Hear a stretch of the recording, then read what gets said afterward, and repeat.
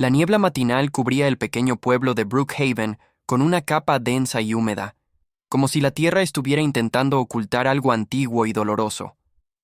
A lo largo de los años, los habitantes del pueblo se habían acostumbrado a ese clima sombrío, pero aquel 14 de octubre de 2023 traía una sensación diferente en el aire, una que electrizaba la piel. En la remota reserva forestal de Grayson Hollow, al norte del pueblo, un grupo de excursionistas encontró algo inesperado: una vieja mochila escolar, semienterrada bajo raíces y musgo, cuyo color original apenas se distinguía. Lo que hizo que se detuvieran en seco no fue solo su apariencia anticuada, sino la etiqueta de nombre aún legible: Isabela Cortés, 1993. La noticia se propagó con rapidez, provocando ondas de conmoción entre los residentes. Isabela había sido una niña de 9 años que desapareció sin dejar rastro hace exactamente 3 décadas mientras caminaba a la escuela. Su caso fue uno de los más resonantes en la historia del pueblo. No hubo testigos, ni señales de lucha, ni pistas. Una búsqueda masiva que involucró a la policía local, voluntarios, perros rastreadores e incluso helicópteros no logró encontrar absolutamente nada. Fue como si la tierra se la hubiera tragado. Su desaparición devastó a su madre, Elena Cortés, una joven viuda que jamás volvió a ser la misma. La mochila, ahora entre evidencia forense, parecía una broma cruel del destino. ¿Dónde había estado todo este tiempo? ¿Quién la había dejado ahí justo ahora, 30 años después? ¿Era un simple descubrimiento fortuito o una advertencia? En el cuartel de policía de Brookhaven, la detective Clara Reinhardt, recientemente reasignada al pueblo después de una carrera en homicidios en la capital del estado, se encontraba frente a la mochila con una mezcla de escepticismo y escalofrío. Esto no fue arrastrado por un animal ni perdido por un niño jugando a explorador, murmuró. Esto fue colocado. Mientras tanto, Elena Cortés, ahora una mujer mayor de rostro demacrado y ojos hundidos por años de llanto, recibió la llamada que había temido y esperado a la vez durante toda su vida. ¿Está segura de que es de ella?, preguntó con voz rota al oficial. La etiqueta tiene su nombre, y dentro había un cuaderno con un dibujo firmado por Isabela, con la fecha del día antes de su desaparición. En su pecho, un viejo dolor comenzó a resucitar. Algo se había reactivado, y en el bosque, los árboles parecían guardar el aliento. Elena Cortés no recordaba haber caminado hasta el bosque, y sin embargo ahí estaba, de pie frente al sitio acordonado, con la cinta amarilla ondeando suavemente al compás del viento. La mochila de su hija yacía dentro de una caja de pruebas, cuidadosamente custodiada por 2 oficiales, mientras los forenses recolectaban muestras del terreno. Todo a su alrededor parecía borroso, como si estuviera atrapada entre el pasado y un presente imposible. Las imágenes de aquel día de 1993 le regresaban con violencia: el desayuno apresurado, el beso en la frente, el cabello de Isabela recogido con su lazo favorito color lila. Recordaba haberla observado caminar por el sendero hacia la escuela, mochila a la espalda, con sus pasos saltarines, sin saber que sería la última vez que la vería. La escuela estaba a solo 6 cuadras, solo 6 malditas cuadras. Ahora, 3 décadas después, su mundo volvía a desmoronarse por el simple hallazgo de un objeto que había deseado y temido encontrar. A su lado, la detective Clara Reinhardt observaba el rostro devastado de Elena con atención profesional, pero también con compasión genuina. Señora Cortés, no sabemos todavía cómo llegó esto aquí, pero creo que no es una coincidencia. Alguien la puso aquí para que fuera encontrada. Elena no respondió. Sus ojos seguían fijos en el bosque, donde los árboles formaban un corredor oscuro que parecía susurrar cosas que nadie más podía oír. Clara apartó la mirada y se giró hacia uno de los técnicos. ¿Ya tenemos el análisis de huellas o ADN? El joven negó con la cabeza. No aún, pero hay algo más. Dentro del cuaderno de dibujos, en una de las páginas al final, alguien escribió una frase con tinta reciente. Dice: «Ella aún canta entre los árboles». Clara frunció el ceño. «¿Quién escribió eso?», preguntó en voz baja. Nadie respondió. Elena sintió un escalofrío recorrerle la columna. Esa era una frase que solo ella e Isabela conocían, tomada de una canción de cuna que solían cantar juntas. La vieja herida en su pecho se abrió de nuevo, pero esta vez no era solo dolor. Era una mezcla inquietante de esperanza y horror. Porque si alguien sabía esa frase, alguien había estado con su hija. Tal vez aún estaba con ella. La noticia del hallazgo se esparció por Brookhaven como una llamarada en un campo seco. Para algunos, era una simple coincidencia macabra, una casualidad sin relevancia. Para otros, una señal de que la verdad, enterrada durante tanto tiempo, comenzaba a salir a la luz. Clara Reynard, sin embargo, lo vio como un rompecabezas que alguien estaba reconstruyendo a propósito. Esa frase escrita con tinta reciente. Ella aún canta entre los árboles. No podía ser ignorada ni atribuida al azar. Había una intención, y los criminales lo sabía bien, a menudo no podían resistirse a dejar mensajes, como si quisieran ser descubiertos o retar a los que los perseguían. Mientras los forenses revisaban la zona, encontraron más detalles perturbadores. Junto a la mochila, enterrado bajo una fina capa de hojas secas, apareció un prendedor oxidado con forma de mariposa, igual al que Isabela solía usar en el cuello de su camisa. Era un recuerdo que Elena había descrito con precisión en los primeros días de la investigación, pero que nunca había sido encontrado. ¿Cómo era posible que estuviera ahora allí, como recién salido del pasado?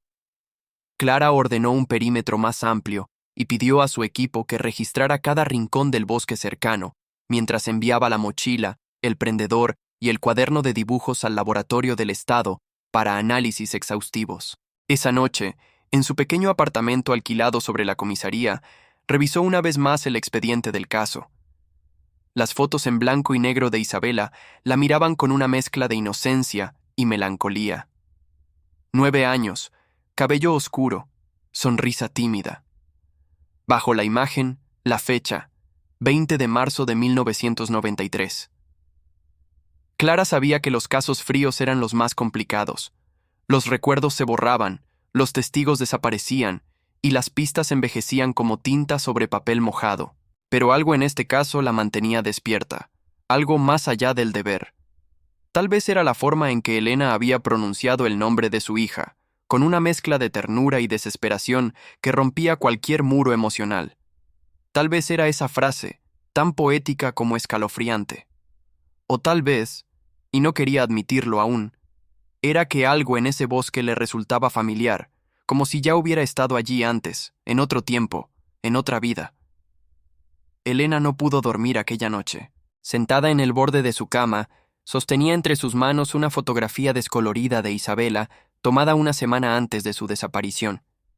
En la imagen, la niña sostenía un ramo de flores silvestres con la mochila azul aún intacta sobre sus hombros. Esa misma mochila que ahora, 30 años después, había regresado como un fantasma cargado de preguntas. Elena pensó en todo lo que había hecho durante 3 décadas. Las vigilias, las marchas, las entrevistas con medios que pronto la olvidaron, los carteles que pegó hasta que sus dedos sangraron. Recordaba las veces que creyó verla en la calle, en el supermercado, en los sueños que se convertían en pesadillas apenas despertaba.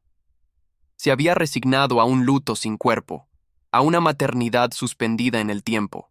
Pero ahora, con esa frase escrita en el cuaderno, un delgado hilo de esperanza la estaba asfixiando lentamente. ¿Y si Isabela no había muerto? ¿Y si alguien la había tenido todo este tiempo? Las preguntas eran como agujas clavándose en su piel. Al amanecer, sin avisar a nadie, Elena volvió al bosque. Caminó sin dirección fija, dejándose guiar por una intuición visceral. El silencio del bosque era espeso, interrumpido solo por el crujir de sus pasos sobre las hojas secas. No sabía qué buscaba realmente. Tal vez señales, tal vez una presencia. Y entonces la vio. Una figura, inmóvil, de pie entre los árboles a varios metros de distancia. Era una mujer joven, delgada, con el cabello largo cayéndole por la espalda, vestida con ropa anticuada. Elena se detuvo, con el corazón en la garganta. ¿Isabela?, susurró. La figura no respondió. Parpadeó y ya no estaba.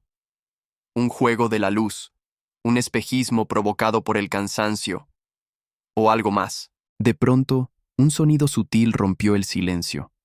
Una melodía tarareada, suave, quebrada, como si viniera de una garganta temblorosa. Era una canción de cuna, la misma que Elena le cantaba a su hija antes de dormir. Se giró en redondo, buscando el origen, pero la voz se desvaneció entre los árboles como niebla al sol. Cayó de rodillas, temblando. A lo lejos, una hoja arrancada del cuaderno de dibujos flotaba desde una rama alta y aterrizaba suavemente a sus pies. No estaba allí la noche anterior.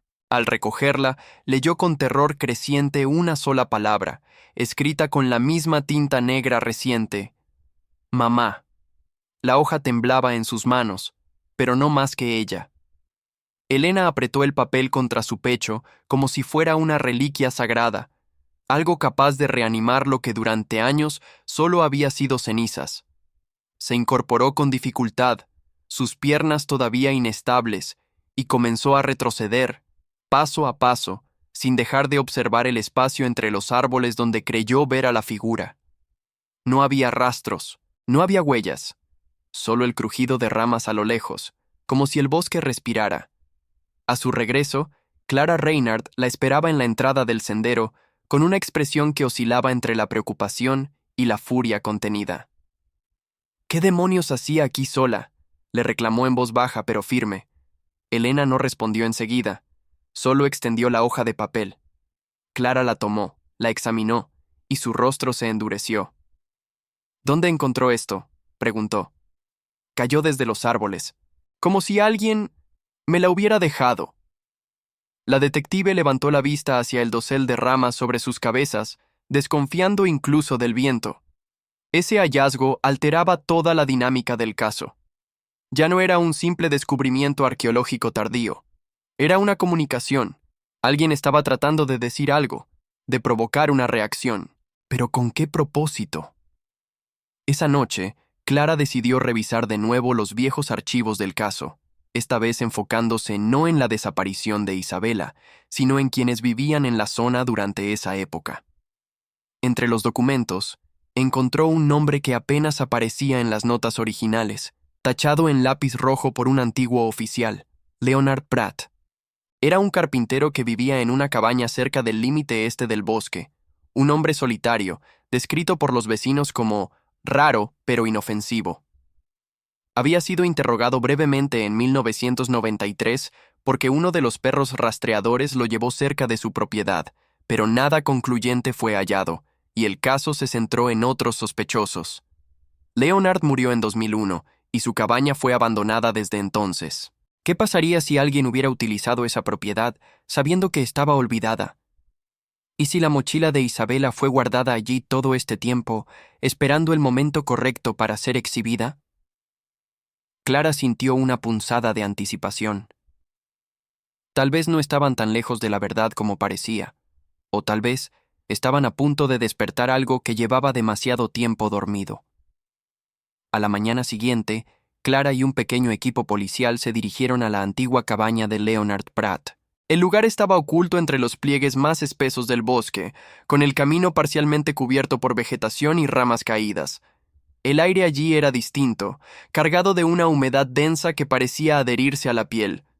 La cabaña, hecha de madera gris carcomida por el tiempo, se alzaba silenciosa como un centinela de secretos olvidados. La puerta principal estaba entreabierta, crujía con el viento, y la ventana frontal tenía el vidrio roto desde hacía años. Clara sacó su linterna y cruzó el umbral con cautela. En el interior, el aire olía a humedad, polvo y algo más difícil de describir. Una mezcla metálica y rancia, como óxido y abandono. El mobiliario estaba cubierto por sábanas viejas y telarañas. Parecía que nadie había vivido allí en décadas. Sin embargo, no tardaron en notar detalles que no cuadraban. Sobre una mesa había restos recientes de cera derretida, como de velas apagadas no hacía mucho. En el suelo, huellas recientes marcadas en el polvo. Al fondo, una trampilla semiescondida bajo una alfombra raída. Clara la señaló y dos agentes se acercaron para abrirla. El acceso conducía a un sótano estrecho y oscuro, con una escalera de madera que crujía bajo el peso. Descendieron con linternas y armas listas. El ambiente allí abajo era más frío, casi subterráneo.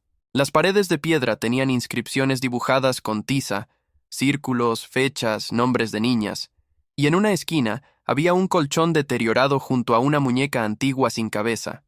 En otra pared, colgados con alfileres oxidados, había dibujos de niños, similares al estilo del cuaderno de Isabela. Clara se acercó a uno de los dibujos con cuidado.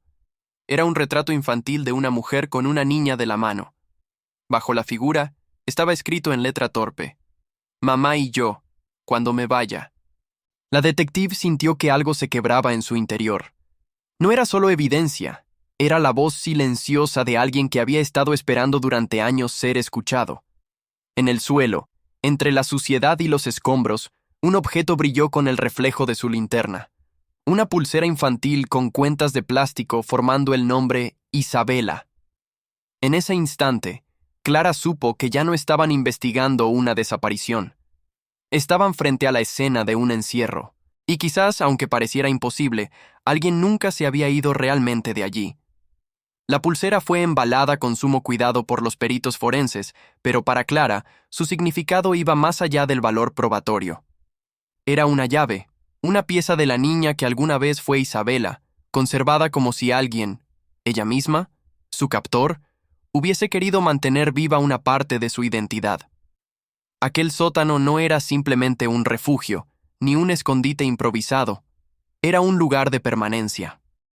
Al regresar a la estación, Clara revisó nuevamente los informes del pasado sobre Leonard Pratt, esta vez con una atención distinta.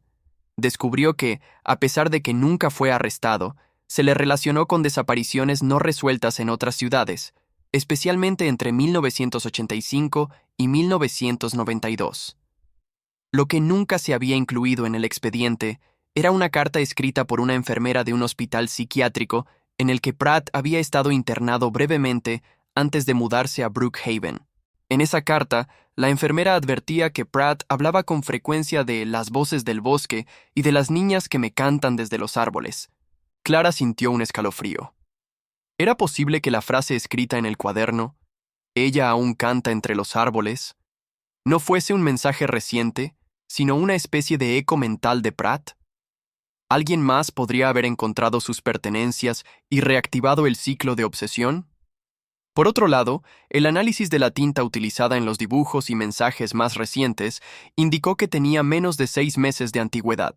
Eso confirmaba que alguien había estado en la cabaña recientemente, posiblemente ocupándola o visitándola con frecuencia. ¿Un imitador? ¿Un testigo silencioso? ¿Una sobreviviente? Clara compartió sus hallazgos con Elena, quien no pudo contener el llanto al ver la pulsera. «Se la regalé para su cumpleaños, 2 semanas antes de desaparecer. Ella nunca se la quitaba».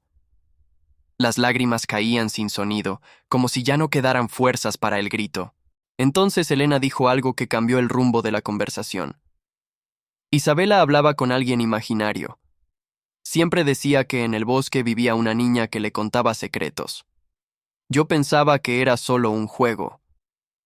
Clara se quedó inmóvil.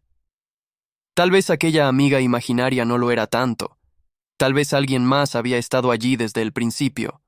O tal vez nunca se trató de una sola niña perdida. La posibilidad de que hubiera más de una víctima, o incluso de que alguien hubiera crecido en el aislamiento de ese bosque, rondaba la mente de Clara como una sombra persistente. Esa noche, ordenó ampliar la búsqueda en los alrededores de la cabaña, utilizando tecnología moderna que en 1993 no estaba disponible: drones térmicos, escáneres de subsuelo y perros entrenados para detectar restos humanos. Los equipos se desplegaron al amanecer, cubriendo cada metro del bosque con precisión quirúrgica. No tardaron en encontrar algo. A poco más de medio kilómetro de la cabaña, un claro artificial, cubierto por ramas entrelazadas y follaje cuidadosamente dispuesto, ocultaba una trampilla metálica oxidada. Al abrirla, un hedor fétido emergió con fuerza, confirmando que no se trataba solo de almacenamiento olvidado. Dentro, una escalera conducía a una cámara subterránea. Clara descendió con 2 oficiales y una linterna de alta potencia. Las paredes, esta vez de concreto, estaban cubiertas con dibujos infantiles más recientes. Algunos eran paisajes, otros retratos, pero la mayoría representaban figuras femeninas solas, llorando, otras barrotes. En una esquina había una cama improvisada, un libro de cuentos desgastado y una linterna sin baterías. Pero lo más perturbador fue encontrar sobre una repisa una fila de frascos etiquetados con fechas. Dentro de cada uno, pequeños objetos personales, horquillas, botones, colgantes infantiles. Algunos eran anteriores a 1993, otros, mucho más recientes. Uno de los frascos tenía una etiqueta con una fecha de apenas 2 semanas atrás. Clara tragó saliva. Era posible que alguien, una víctima o el autor original, todavía estuviera activo. Subiendo a la superficie, dio órdenes de cerrar completamente el área y pidió protección especial para Elena. Esto ya no es solo un caso de desaparición, dijo a su equipo. Estamos en presencia de un patrón sostenido por décadas, y quien lo mantiene sigue vivo. Esa noche, Clara revisó uno por uno los frascos en el laboratorio. En uno encontró algo que la heló: un mechón de cabello castaño claro trenzado y una nota escrita con caligrafía infantil. Ahora sí se parece a mí. No era solo una colección de recuerdos, era un altar a la identidad robada. Tal vez alguien había intentado convertirse en Isabela, o, peor aún, alguien estaba criando a otra para ocupar su lugar. El hallazgo de los frascos con pertenencias infantiles cambió por completo la dirección de la investigación. Clara solicitó de inmediato la revisión de casos de desapariciones infantiles en la región durante los últimos 30 años. Descubrieron que al menos 5 niñas habían desaparecido en un radio de 100 kilómetros de Brookhaven, todas entre los 6 y 10 años, en circunstancias distintas pero igualmente misteriosas. Sus casos nunca se conectaron entre sí, pero ahora, los objetos hallados en los frascos coincidían con las descripciones de los informes policiales: un anillo de juguete de 1989, un listón bordado perdido en 2007, una pequeña cruz de madera regalada en 2016. La cabaña de Leonard Pratt había sido más que un escondite. Había sido parte de un ritual oscuro y sistemático, perpetuado incluso después de su muerte. ¿Pero por quién? El ADN hallado en la pulsera de Isabela y en los objetos del sótano reveló un perfil genético compatible con una mujer joven de aproximadamente 20 años. No coincidía con ninguna víctima conocida, ni con ningún familiar directo de Leonard. Cuando Clara compartió esta información con Elena, el silencio fue absoluto. Y luego, como un eco que venía desde lo más profundo del alma, Elena murmuró: «Tenía miedo de que esto fuera cierto». Clara la miró, atónita. Elena tomó aire, conteniendo lágrimas, y confesó algo que nunca había dicho a la policía. En 1992, meses antes de la desaparición de Isabela, Elena había trabajado como voluntaria en un albergue temporal para mujeres vulnerables. Allí conoció a una adolescente embarazada llamada Nora, de apenas 14 años, que desapareció poco antes de dar a luz. Elena la había ayudado, la había alimentado y protegido por semanas, hasta que una noche la niña simplemente se fue. Nadie supo más de ella. ¿Crees que esa hija haya crecido aquí, sola, creyendo que Isabela era su hermana, o algo más?», preguntó Clara. Elena asintió lentamente. Si alguien crió a una niña en ese bosque, sin contacto con el mundo, repitiendo solo lo que había leído o escuchado de otros, podría haber confundido todo, incluso pensar que era Isabela, o que tenía que serlo. De pronto todo cobraba sentido: los dibujos, los mensajes, la frase de la canción. No era un asesino el que hablaba desde la oscuridad del bosque. Era una sombra de identidad deformada, alguien que había heredado el trauma y lo había convertido en su realidad. 3 días después, en plena madrugada, la estación de policía recibió una llamada anónima. La voz al otro lado era temblorosa, frágil, casi infantil. «No me quiero esconder más», dijo. «No sé quién soy, pero creo que estoy cansada de ser otra». La llamada fue rastreada hasta una vieja caseta forestal abandonada, a pocos kilómetros del claro donde se encontró la mochila. Cuando Clara y su equipo llegaron, la escena era silenciosa, casi sagrada. En el umbral de la caseta estaba sentada una joven de unos 20 años, delgada, con el cabello largo y una mirada que oscilaba entre la confusión y la ternura. Llevaba puesta una chaqueta vieja que alguna vez fue azul, ahora desteñida, con el nombre Isabela bordado en el pecho. Cuando vio a Clara, se levantó lentamente, levantando las manos en señal de paz. No soy ella, dijo con voz baja, pero soñaba con serlo. Así no me sentía sola. Clara se acercó con cuidado, sin esposas, sin palabras duras. Aquella chica no era una criminal, era una víctima, nacida de otras víctimas, criada en un espejismo construido sobre dolor ajeno. En la sala de interrogatorios, la joven reveló que había crecido en el bosque con una figura masculina a la que solo llamaba el Señor, quien murió cuando ella tenía 12 años. Desde entonces, vivió sola, guiada por cuentos distorsionados, diarios viejos y el eco de canciones de cuna. El nombre Isabela lo había encontrado en una mochila enterrada que desenterró por accidente, y a partir de entonces comenzó a copiar sus dibujos, sus frases, sus recuerdos ajenos. No sabía su verdadero nombre, no sabía si alguna vez lo tuvo. Cuando Elena Cortés la vio, rompió en llanto. No era su hija, pero al abrazarla, sintió que de alguna manera estaba cerrando un ciclo. «Te dieron una historia equivocada», le dijo suavemente. «Ven conmigo, vamos a escribirte una nueva». La chica asintió, sin comprender del todo, pero por primera vez sin miedo. Isabela nunca apareció. Los análisis de ADN posteriores confirmarían que los restos óseos hallados cerca de la cabaña pertenecían a la niña desaparecida en 1993.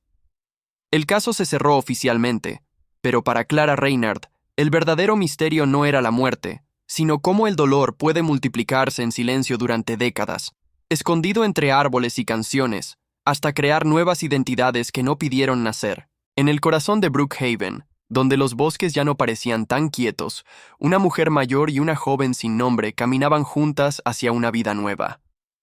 A veces, pensaba Clara, el mayor milagro no es encontrar a los que se fueron, sino dar un hogar a los que nunca fueron encontrados.